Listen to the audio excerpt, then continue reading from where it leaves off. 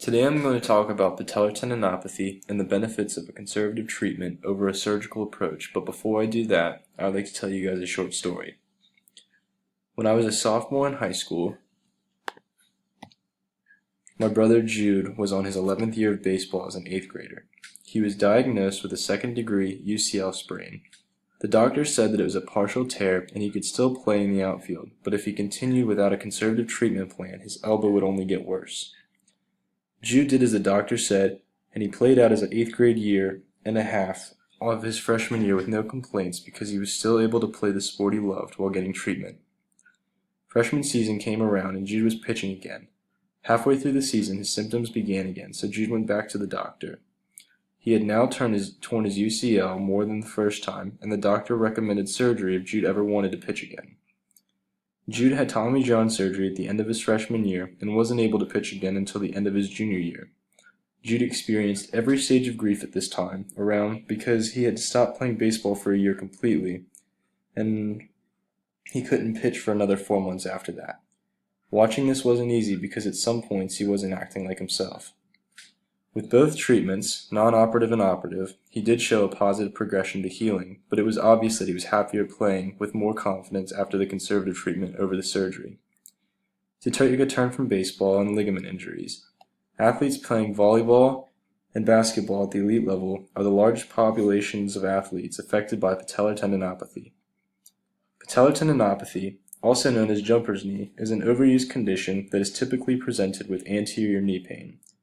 It is the overuse of the patellar tendon and shows most stress on the patellar tendon at the posterior region of the proximal end just below the inferior pole of the patella. This condition tends to occur more in athletes with larger patellar tendons. Direct correlation shows between larger patellar tendons and higher shear elastic modules.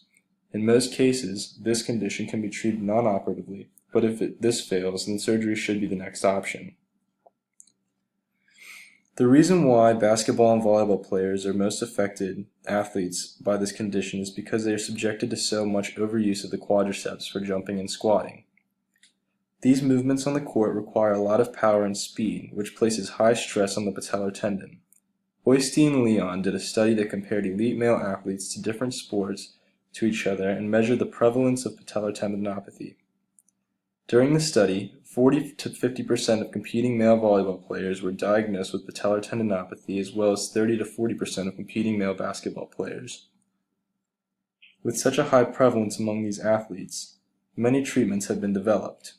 Studies have shown that the avoidance of jumping activities, cryotherapy, patellar counterforce strap, NSAIDs, eccentric contractions, ultrasound, platelet-rich injections, and other injections have shown great results to treat jumper's knee.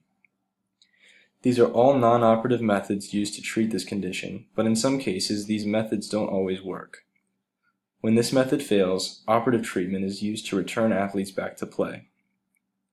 The results from surgical treatment are typically good to excellent, but there are also contradictions with surgery.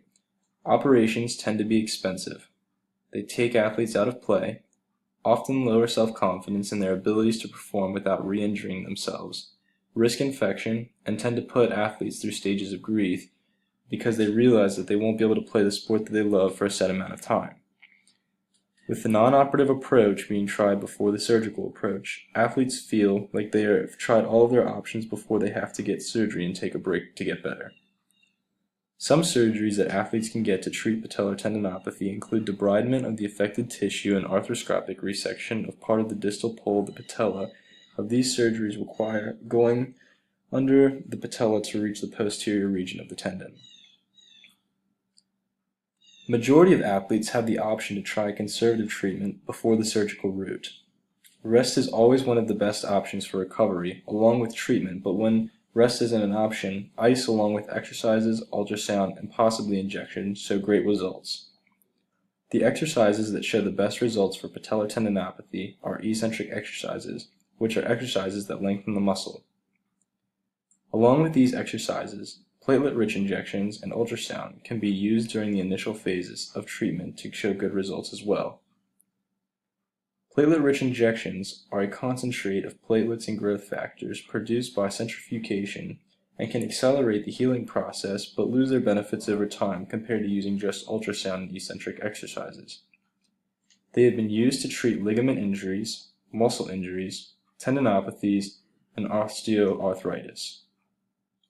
These injections were originally used for maxillary surgery but have made their way into orthopedics in the past 10 years. The way platelet-rich injections work is that they are intended to enhance the native ability of tissue to repair itself with assistance of high concentration of growth factors.